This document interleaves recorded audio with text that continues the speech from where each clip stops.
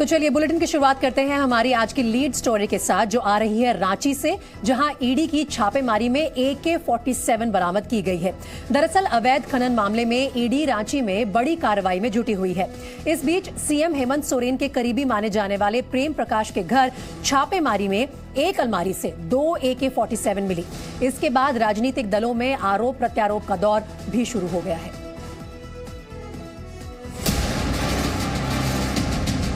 रांची में बारूदी रेड की इनसाइड स्टोरी। अलमारी में जिंदा कारतूस और AK-47।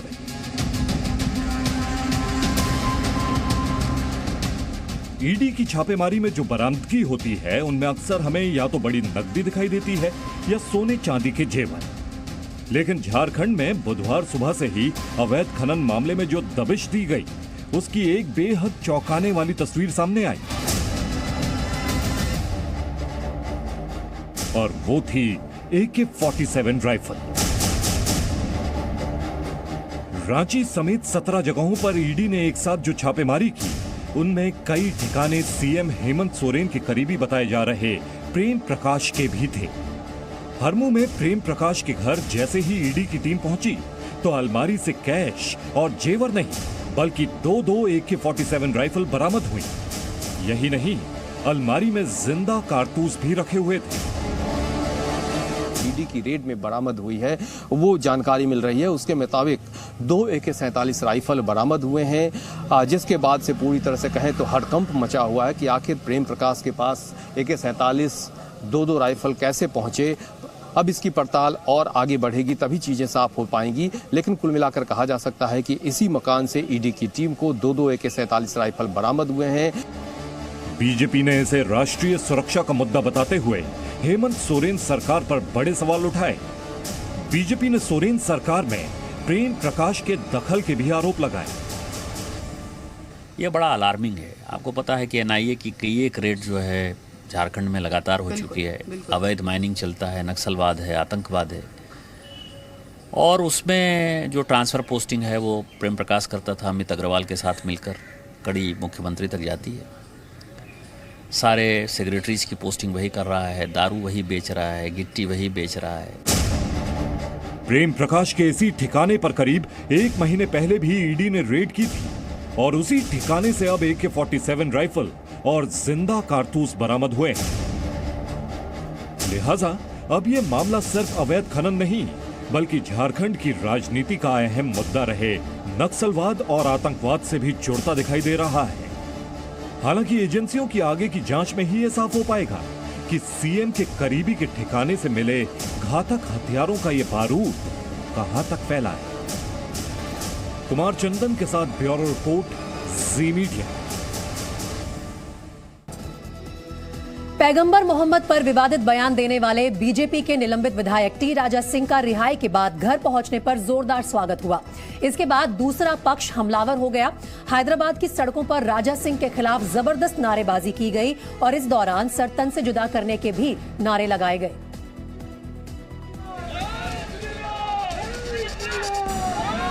एक तरफ हैदराबाद में बीजेपी से निलंबित विधायक टी राजा का जोरदार स्वागत हो रहा था,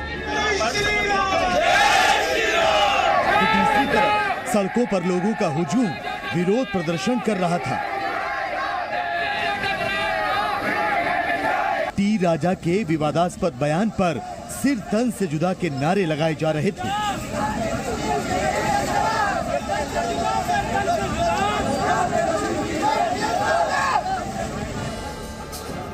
पैगंबर मोहम्मद पर विवादित टिप्पणी करने पर तेलंगाना पुलिस ने टी राजा को गिरफ्तार किया। गिरफ्तारी तो हो गई, लेकिन कोर्ट ने पुलिस को राजा की कस्टडी देने से इनकार कर दिया और जमानत दे दी। रिहाई के बाद टी राजा जैसे ही अपने घर पहुंचे, कार्यकर्ताओं ने राजा का ग्रैंड वेलकम किया।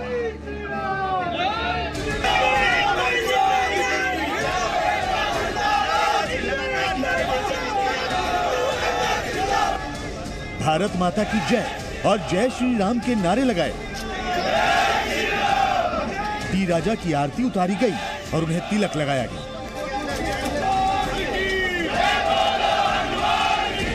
बीजेपी ने टी राजा को पार्टी से सस्पेंड कर दिया है।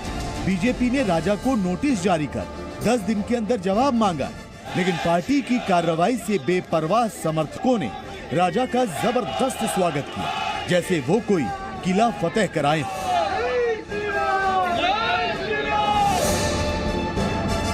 कौन नहीं जानता कि अब चंद दिनों में गणेश चतुर्थी का त्योहार शुरू होगा, फिर उसके बाद मिलाद का रबीउल अव्वल का महीना आएगा।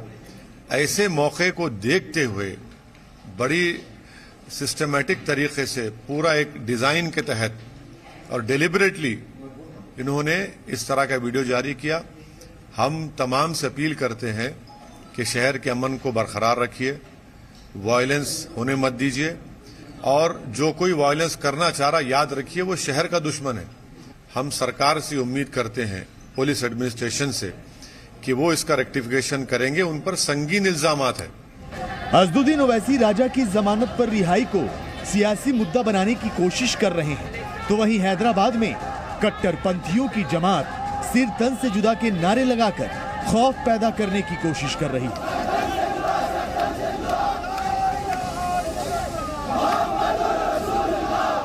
कोई भी शख्स अगर हमारे नबी करीम सल्लल्लाहु अलैहि वसल्लम को बोलेगा तो हम हमारे घरों में नहीं बैठेंगे। इंशाअल्लाह हम बराबर इसका सामना करते हुए, हुकूमत से तलब करते हुए हमारा एहतजाज दर्ज करते रहेंगे। नुपुर शर्मा की ही तरह टी राजा के खिलाफ कट्टरपंथियों की जमात एक्टिव हो गई है, तो वहीं राजा के वकील करुणा सागर ने दावा किया है कि उन्हें अनजान नंबरों से लगातार जान से मारने की धमकियां मिल रही हैं, जबकि पुलिस हैदराबाद में किसी भी तरह की अराजकता और खौफ पैदा करने की कोशिशों से इनकार कर रही है। अभी वैसे कोई नारा नहीं था, अभी पहले हुआ होगा, बट अभी if you have seen there is a sea change of the things which पहले आए उस पर कोई एक्शन ले रहे हैं अभी आप? जैसे पिटीशन आएगा तो एक्शन लेगा। टी राजा पर धार्मिक उन्माद फैलाने के अब तक 17 केस दर्ज हो चुके हैं। उन पर आगजनी, दंगे की साजिश जैसे गंभीर आरोप भी हैं। लेकिन जब कानून अपना काम कर रहा है तो फिर सिर तन से जुदा के नारे क्यों लगाए जा रहे हैं? देश कानून से चलेगा या फिर भीड़ तंत्र की अराजकता से? हैदराबाद से प्रसाद भोसेकर के साथ ब्यूरो रिपोर्ट, जी मीडिया। और इन वायरल वीडियोस के बाद इस वक्त आ रही एक बड़ी खबर आपके सामने रख देते हैं। जम्मू से ये खबर आ रही है, जहां एक पाकिस्तानी साजिश को नाकाम किया गया है। घुसपैठ की कोशिश कर रहे 2 आतंकी मारे गए हैं और धमाके में मारे गए ये दोनों आतंकी। सेना ने इन दोनों आतंकियों के शव बरामद कर लिए हैं। इनके पास से काफी बड़ी मात्रा में हथियार भी बरामद किए गए हैं।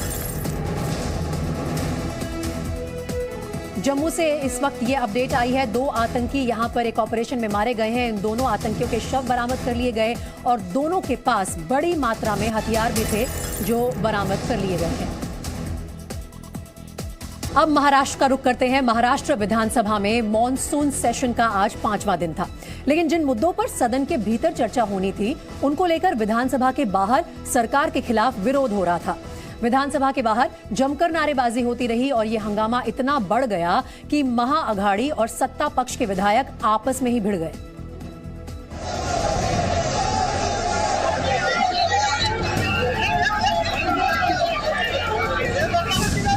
महाराष्ट्र विधानसभा के बाहर हंगामा।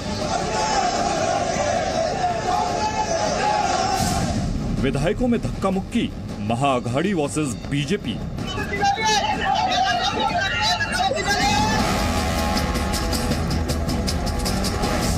सदन के बाहर 50 खोखे, एकदम ओके।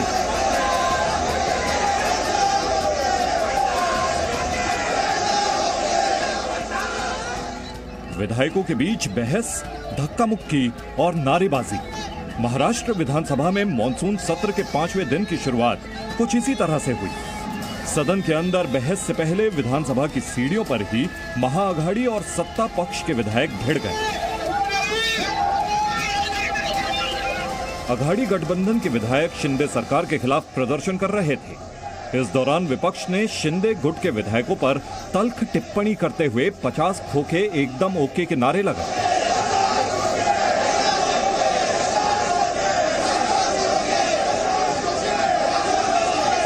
नारेबाजी के पीछे सीधा निशाना शिंदे गुट था, जिसने शिवसेना से अलग होकर बीजेपी के साथ सरकार बना ली है। इस हंगामे के बीच नारेबाजी कर रहे एनसीपी विधायक जयंत पाटिल ने तो गले में गाजर की माला भी पहनी हुई थी। मुद्दा सरकार को महंगाई पर घेरना भी था, सो कई विधायक हाथों में तख्तियां और गाजर लेकर वहां खड़े दिखाई दिए। लेकिन ये नारेबाजी एक तरफा नहीं थी। सत्ता पक्ष के विधायक भी वहां लगातार नारेबाजी कर रहे थे। माहौल इतना गर्म हो गया कि दोनों पक्ष आपस में भिड़ गए। शिंदे गुट के विधायक भरत गोगावले ने शिवसेना पर हमला करते हुए कहा कि ये तो सिर्फ ट्रेलर है, पिक्चर अभी बाकी है। कुछ भी हुआ है, ये तो एक ट्रेलर था, पिक्चर अभी बाकी है। समझ में आया क्या? हम लोग क्या बोल रहे हैं? हम लोग जब घोषणाबाजी दे रहे थे उन लोग का आना नहीं चाहिए था। हम लोग चाहने के बाद वो आना चाहिए था। महाविकास अघाड़ी का कहना है कि वो शांतिपूर्ण ढंग से विरोध कर रहे थे। सरकार से किसानों के मुद्दे पर महंगाई पर बात करने की अपील कर रहे थे, लेकिन सत्ता पक्ष ने इसे अनसुना कर दिया। इसमें हम बालाजी कल्याणकर, श्वेताताई महाले, हम सब लोग एक जगह वहाँ पे आके चर्चा कर रहे थे कि हमने क्या करना चाहिए। नारेबाजी शुरू थी, लेकिन जैसे हम आगे आए तो उनमें से कुछ विधायक जो अभी आपके सामने आके बोल रहे हैं कि हमने कुछ नहीं किया, वो विधायक आए, उन्होंने गलत वहाँ पे शब्द का वापर किया। महाराष्ट्र में विधान भवन की सीढ़ियों पर इसका धक्का उसको लगा होता रहा, लेकिन जो बात सदन के अंदर होनी थी वो सदन के बाहर एक मखौल बनकर रह गई। मुंबई से वैदेही काणेकर के साथ ब्यूरो रिपोर्ट, जी मीडिया। देश के कई राज्यों में भारी बारिश से इस वक्त बाढ़ की स्थिति बन गई है। जनजीवन अस्त व्यस्त हो गया है। मध्य प्रदेश में लगातार बारिश ने लोगों की मुश्किलें बढ़ा दी हैं। मौसम विभाग ने इंदौर, राजगढ़ और उज्जैन में भारी बारिश को लेकर रेड अलर्ट भी जारी किया है।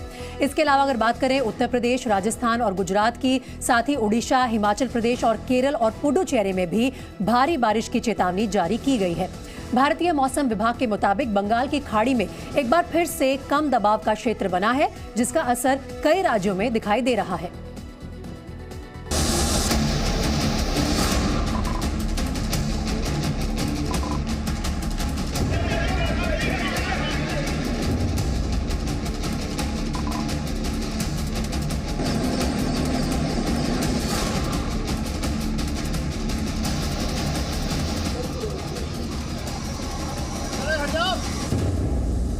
तेज बारिश और नदियों के उफान पर आने के बाद मध्य प्रदेश के कई जिलों में बाढ़ जैसे हालात हैं। गांव के गांव टापू में तब्दील हो गए हैं।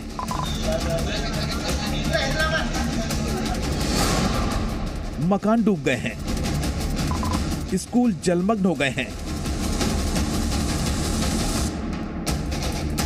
खेतों में खड़ी फसल डूब गई है। हालात ये है कि चारों तरफ पानी ही पानी नजर आ रहा है।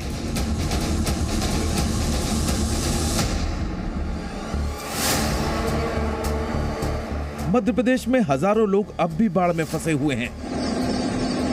यहां लोगों को सुरक्षित जगहों तक पहुंचाने के लिए एयरफोर्स तक की मदद ली जा रही है।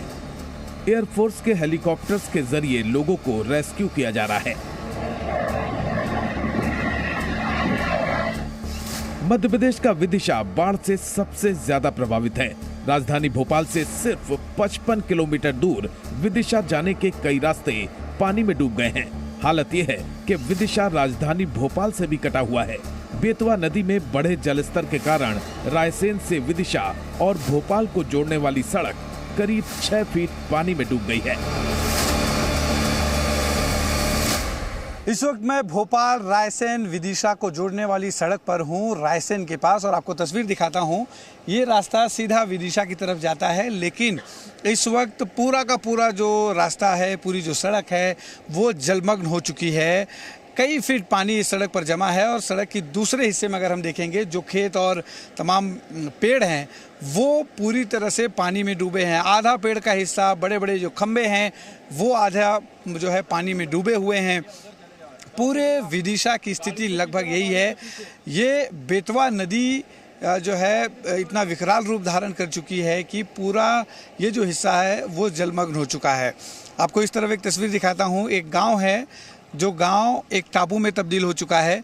इस गांव के चारों तरफ पानी भरा हुआ है। गांव के लोगों से संपर्क जो है मुश्किल हो रहा था। हालांकि एसडीआरएफ की टीम ने गांव के लोगों को ससुरक्षित बाहर निकाल लिया है। उनसे संपर्क नहीं हो पा रहा था। तत्काल एनडीआरएफ और एसडीआरएफ की टीम से संपर्क किया गया और फिर उनकी टीमों ने यहां से लोगों को सुरक्षित बाहर निकाला। बाढ़ में फंसे लोगों को बचाने के लिए एसडीआरएफ की टीम मैदान में उतरी हुई है। एक एक व्यक्ति को रेस्क्यू करके सुरक्षित जगहों तक पहुंचाने की कोशिश जारी है। एसडीआरएफ की टीम जब डॉक्टर के साथ रायसेन के धोबाखेड़ी गांव में बीमार लोगों को मदद पहुंचाने के लिए जा रही थी तो जी मीडिया की टीम भी उनके साथ हो गई। स्पीड बोट से गांव जाते वक्त बाढ़ का विकराल रूप देखने को मिला। इस वक्त हम रायसेन जिले में हैं और यहाँ पर बाढ़ की क्या स्थिति है सीधी तस्वीर में आपको दिखाता हूँ। इस तरफ आप देखिए कि पूरी की पूरी ये पूरा जो क्षेत्र है, पूरा यहाँ पे खेत है, ये खेत डूबे हुए हैं। आसपास के गांव में पानी ज़्यादा भर जाने की वजह से गांव के लोगों का संपर्क टूट गया है। इस वक्त मैं एसडीआरएफ की टीम के साथ हूँ, जो गांव के अंदर जिन लोगों की तबीयत खराब है, जानकारी मिलने के बाद एसडीआरएफ की टीम जिला प्रशासन के डॉक्टर्स को लेकर इस वक्त अंदर जा रहे हैं ताकि उन्हें इलाज मिल सके और ज़रूरी सुविधाएं उन्हें दी जा सके। देखिए अभी हम लोग जहाँ चल रहे हैं, मेरे ठीक ऊपर देखिए एक बड़ा सा केबल जा रहा है। हम नीचे बैठ जाइए आसिफ। ये देखिए, ये खंबा है, एक बड़ा खंबा पूरी की पूरी पानी में डूब गया है और केबल आप देखिए वो हमारे सर से महज 1 फीट ऊपर से था। गांव पहुंचते ही हमें दिखा कि मकान डूबे हुए थे और लोगों ने छतों पर शरण ले रखी थी। इस वक्त हम धोबाखेड़ी गांव में पहुंच चुके हैं। मेडिकल टीम को लेकर एसडीआरएफ की टीम इस वक्त पहुंची है और हम गांव से बाहर की तरफ अब निकलेंगे। यहाँ पर आप देख सकते हैं कि कुछ ज़रूरी जो इक्विपमेंट्स है उसे संभालते हुए एसडीआरएफ की टीम डॉक्टरों की टीम को लेकर यहाँ पर पहुँच चुकी है और अब ये टीम गाँव में जिन्हें की तबीयत खराब है उनके इलाज के लिए जो भी ज़रूरी उपाय हैं वो किए जाएंगे। हम गांव के अंदर चल रहे हैं और गांव की आप तस्वीर देखिए। ये प्राथमिक स्कूल है गांव का, ये पूरी तरह से पानी में डूबा हुआ है। ये बताइए कि कब से ये पूरा पानी भरा हुआ है? 2-3 दिन हो गए। तो खाने पीने के लिए क्या स्थिति है? कुछ नहीं है खाने पीने के लिए। अच्छा, नल का पानी पी रहे, खराब है, लाइट खराब हो गई। तो लाइट भी नहीं है, पानी भी खराब आ रहा है। जली पड़ी। गांव में डॉक्टर को देख लोगों में अपने इलाज की उम्मीद दिखने लगी। करीब 50 लोगों का इलाज डॉक्टर ने किया, जिसमें से ज्यादातर लोग मौसमी बीमारी से पीड़ित थे। हम इस वक्त धोबाखेड़ी गांव में आ चुके हैं और धोबाखेड़ी गांव में इलाज शुरू हुआ है। ये जो पूरा रास्ता देख रहे हैं, हम इसी रास्ते से आए हैं। पानी बहुत ज़्यादा भरा हुआ है, गांव के चारों तरफ से पानी भरा है। इसकी वजह से गांव के लोग यहां से बाहर नहीं जा सकते। कुछ लोगों के इलाज की जानकारी मिली थी जिनकी तबीयत खराब हुई थी। गांव के तमाम लोगों को इस वक्त जो डॉक्टर हैं जो हमारे साथ एसडीआरएफ की टीम के साथ आए हैं वो इस वक्त गांव के लोगों का इलाज कर रहे हैं। देखिए यहाँ पर डॉक्टर्स बैठे हुए हैं और अलग अलग लोगों का इलाज कर रहे हैं। जो लोग ज्यादा बीमार थे उन्हें एसडीआरएफ की टीम साथ में ले गई। ऐसे ही एक शख्स राजेंद्र पाराशर और उनकी पत्नी को भी एसडीआरएफ ने गांव से रेस्क्यू किया। धोबाखेड़ी गांव से 2 लोगों को रेस्क्यू किया गया है। दोनों ही इस वक्त हमारे साथ बोट में हैं। उसमें से आपका नाम बताइएगा। राजेंद्र पाराशर। राजेंद्र पाराशर जी की तबीयत ठीक नहीं है, ये हार्ट पेशेंट हैं और उनकी पत्नी है हमारे साथ जिन्हें एसडीआरएफ की टीम दूसरी जगह पर लेके जा रही है। सर अभी इन्हें कहाँ शिफ्ट किया जा रहा है? इन्हें इनके बेटे हैं जो तचपुरा में हैं, तचपुरा गांव में इनको शिफ्ट कर देंगे ताकि ये इलाज के लिए विदिशा जा सकें। अच्छा, वहाँ से विदिशा के लिए रास्ता क्लियर है? वहाँ से विदिशा के लिए रास्ता क्लियर है। कितना दूर है यहाँ से? यहाँ से लगभग 1 किलोमीटर हमें पानी 3 किलोमीटर लगभग पानी में जाना पड़ेगा। करीब 5 से 6 किलोमीटर की दूरी तय एसडीआरएफ की टीम ने हार्ट की बीमारी से परेशान राजेंद्र को उनके बेटे से मिलवा दिया। चलिए, अब तो आप पहुंच गए आसानी से। हाँ पहुंच गए हम। चलिए, बहुत अच्छा। ये आपके बेटे हैं? आप यहाँ के सरपंच हैं? हाँ। चलिए, देखिए माँ बाप से इनकी मुलाकात हो गई है और एसडीआरएफ की जो टीम है सब एक बार भाई एसडीआरएफ टीम के लिए ताली बजाइए आप लोग। बहुत अच्छा काम टीम ने किया है। एसडीआरएफ के जो है अधिकारी यहाँ पर हैं, साथ ही उनके सहयोगी भी हैं। एसडीआरएफ की टीम ने स्पीड बोट से गांव के हालात का जायजा भी लिया। इस दौरान कुछ ऐसे लोग भी मिले जिन्हें पानी और फूड पैकेट्स की जरूरत थी। जी मीडिया की टीम ने एसडीआरएफ का हाथ बटाते हुए बाढ़ में फंसे जरूरतमंदों को फूड पैकेट्स बांटे। रायसेन और विदिशा की तरह नीमच में भी बाढ़ का रौद्र रूप देखने को मिला। जिले में लगातार तेज बारिश के चलते आवाजाही पर असर पड़ा है।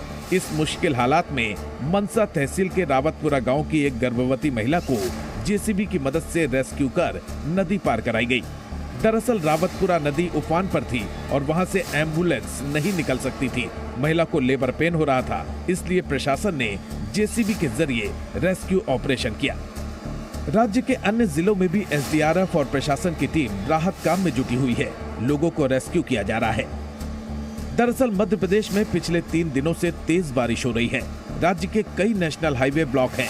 50 से ज्यादा डैम ओवरफ्लो कर रहे हैं। मौसम विभाग की माने अगले 2 दिन सिर्फ बौछारें गिरेंगी। तेज या भारी बारिश होने की संभावना नहीं है। हालांकि 26 अगस्त से नया सिस्टम बनेगा और 5 दिन तक फिर से प्रदेश तरबतर होगा, यानी मध्य प्रदेश में आफत की बारिश फिर से लोगों की मुसीबत बढ़ा सकती है। रायसेन से अश्विनी कुमार पांडे के साथ ब्यूरो रिपोर्ट, जी मीडिया। और देखिए, मैदानी इलाकों में भारी बारिश के बाद अब नदियां खतरे का अलार्म बजा रही हैं। तो वहीं अगर पहाड़ी इलाकों की बात करें तो वहां पर लोग मारे खौफ के कांप रहे हैं। टिहरी और रुद्रप्रयाग में तो बादल फटने के बाद नदी नालों में उफान आ गया। लोग डर के मारे अपने घरों से बाहर निकलकर ऊंचाई वाले इलाकों की ओर भागने लगे हैं। देखिए पानी के प्रहार की सबसे डरावनी तस्वीरें। बहुत ही ज्यादा उफान पर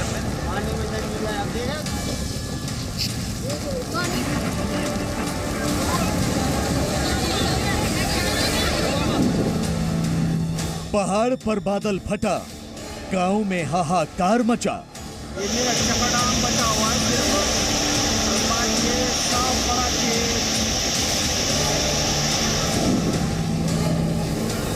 मैदानों में नदियों का उफान, पानी के प्रहार से त्राहिमाम।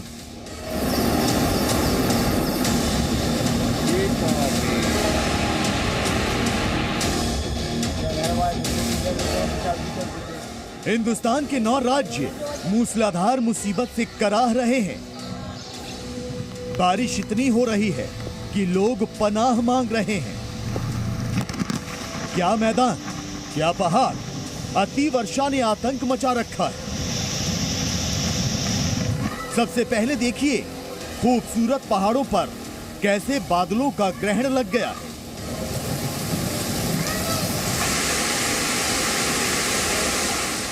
इस उफनाई नदी का विकराल रूप देखिए। देखिए कैसे पानी की रफ्तार सामने आने वाली हर चीज को अपने साथ बहा कर ले जाने पर आमादा है। मटमैला पानी तबाही का शोर मचा रहा है।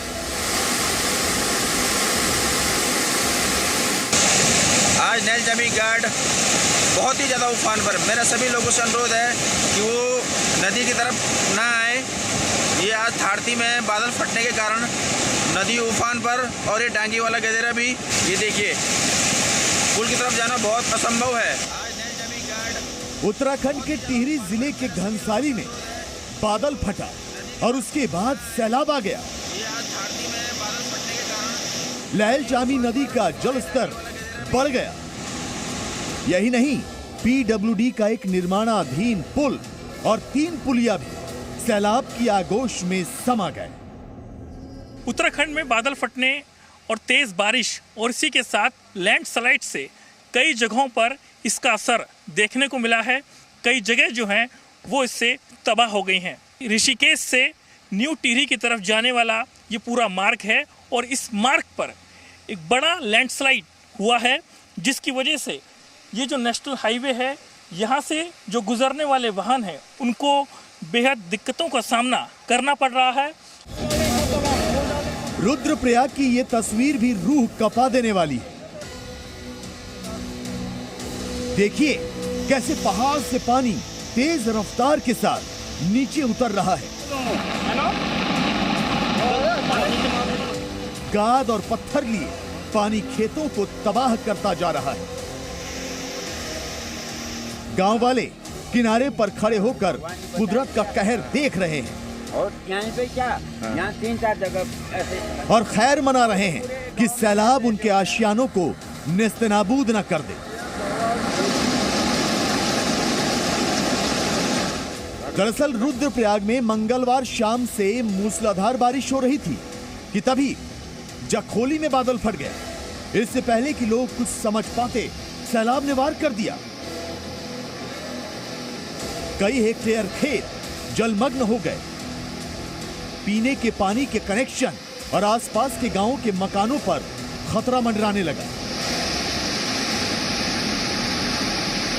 इसलिए जब लगभग 6 बजे हमने देखा नीचे से, हमारे मकान नीचे है, हम बाहर आ रहे थे, वो पानी जैसा वो पेड़ों के ऊपर गिर रहा है। हमारे बच्चों ने स्कूल के लिए तैयार हो रहे थे, उन्होंने कहा वो पानी पेड़ में कैसे जा रहा है। बाहर आया, मैं देखा तो तब तक फ्लड आ गया। बादल फटने की सूचना मिलते ही जिला प्रशासन और आपदा प्रबंधन की टीम मौके पर पहुंच गई। जान माल के नुकसान की कोई खबर तो नहीं है, लेकिन इलाके के लोगों में अब भी दहशत है।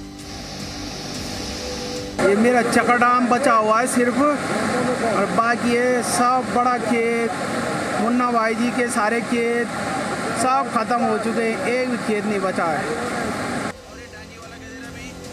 उत्तराखंड में हद से ज्यादा बारिश से तबाही का मंजर है, तो ये मंजर और खौफनाक बन सकता है। सिर्फ उत्तराखंड ही नहीं, बल्कि अति वर्षा दूसरे पहाड़ी राज्यों को भी अपनी चपेट में ले सकती है। मौसम विभाग की माने तो उत्तराखंड, जम्मू कश्मीर और हिमाचल प्रदेश में 25 अगस्त तक भारी बारिश की संभावना है। यही नहीं, अरुणाचल प्रदेश में 26 और 27 अगस्त को बहुत भारी बारिश हो सकती है, जबकि असम, मेघालय, नागालैंड, मणिपुर, मिजोरम और त्रिपुरा में अगले 5 दिनों तक भारी बारिश के आसार हैं। नदी उफन रही है, तबाही की दस्तक दे रही है। सड़कें दरिया में तब्दील हो गई हैं। गाड़ियों की जगह नावें चल रही हैं। गांवों का संपर्क दूसरे इलाकों से टूट गया है। तस्वीरें उत्तर प्रदेश के झांसी की हैं। यहाँ रुक रुक कर हो रही बारिश ने माती टाला बांध को पानी से लबालब भर दिया है। बांध के 23 गेट खोल दिए गए हैं और बेतवा नदी में 4 लाख क्यूसेक पानी से उफान आ गया है। बेतवा तबाही मचाने के लिए बेताब नजर आ रही है, तो गांवों की ओर जाने वाले कई रास्ते बंद हो गए हैं। नदी का पानी सड़क से 10 फीट ऊपर बह रहा है, जिसकी वजह से गांव आने जाने वाले लोग सड़क पर चल रही कश्ती के सहारे अपनी मंजिल की ओर जा रहे हैं। इस समय मौजूद झांसी के इटौरा गांव के पास, जो इटौरा गांव का वो संपर्क मार्ग है जहां पर नाव किश्ती पे लोग सवार हैं, उसमें हम भी सवार हैं। आप देख सकते हैं ये मरीज हैं जो अस्पताल इलाज कराने जा रहे हैं, क्योंकि यहाँ कोई और ऐसा साधन नहीं है कि इनका इलाज हो सके। आपका शुभ नाम? जगदेवी। आप कहाँ जा रही हैं? इटौरा। क्या हो गया? बुखार चढ़ रहा, हाथ पाँव पर आ, मुड़ पर आ रहा। पानी की वजह से न पेशाब, गेहूँ आटा है, न सब्जी आ रही खाने के लिए। बिल्कुल इस समय आदमी जोखिम में है। जालौन में भी बेतवा खतरे के निशान को छू रही है।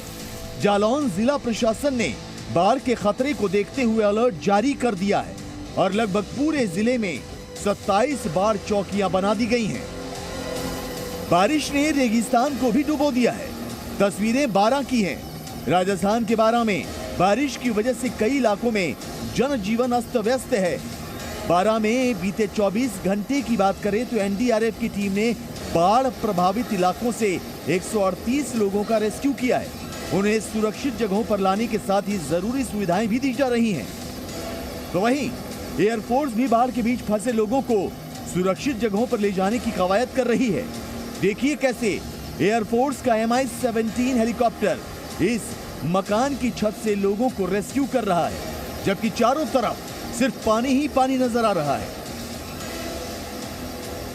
मौसम विभाग ने यूपी, राजस्थान, गुजरात, ओडिशा, केरल और पुडुचेरी में भारी बारिश का अलर्ट जारी किया है। भारतीय मौसम विभाग के मुताबिक बंगाल की खाड़ी में एक बार फिर से कम दबाव का क्षेत्र बना है, जिसका असर कई राज्यों में दिखाई देने लगा है। अब सवाल यह है कि क्या ये सिर्फ कुदरत की अंगड़ाई है, क्या इससे भी ज्यादा बारिश के आसार हैं, क्या नदियों का जल स्तर और बढ़ेगा और क्या पहाड़ से मैदान तक मूसलाधार बारिश से लोग सिहर उठेंगे। ब्यूरो रिपोर्ट, जी मीडिया। ये मेरा चकड़ाम बचा हुआ है। और देश ही नहीं बल्कि विदेश में भी भारी बारिश का कहर टूट रहा है। अमेरिका के टेक्सास में भारी बारिश के बाद सड़कें अब दरिया बन गई हैं। आपको तस्वीरें दिखाते हैं जहां देखिए मकान डूब गए हैं, गाड़ियां पानी में समा गई हैं। 1932 के बाद से दूसरी सबसे भीषण बाढ़ आई है। तेज बारिश के बाद हालात इतने बिगड़ गए हैं कि टेक्सास के गवर्नर ग्रेग एबट ने 23 काउंटीज को आपदा प्रभावित घोषित कर दिया है। टेक्सास के ही डैलस में भी तेज बारिश के बाद सड़कों पर पानी भर गया और आवाजाही में यहां दिक्कतें आ रही हैं। सैलाब इतना तेज आया है कि शहर के कई मकानों में भी बरसात का पानी अब घुस गया है। उधर अगर सूडान की तस्वीरें आप देखें तो यहां पर बाढ़ ने भारी तबाही मचा रखी है। शहर के शहर पानी में डूब गए हैं, लोगों के घर खंडहर में तब्दील हो गए हैं और संयुक्त राष्ट्र के मुताबिक सूडान में बाढ़ की चपेट में आने से 50 से ज्यादा लोगों की मौत भी हो गई है। 1,36,000 से ज्यादा लोगों को विस्थापित होना पड़ेगा।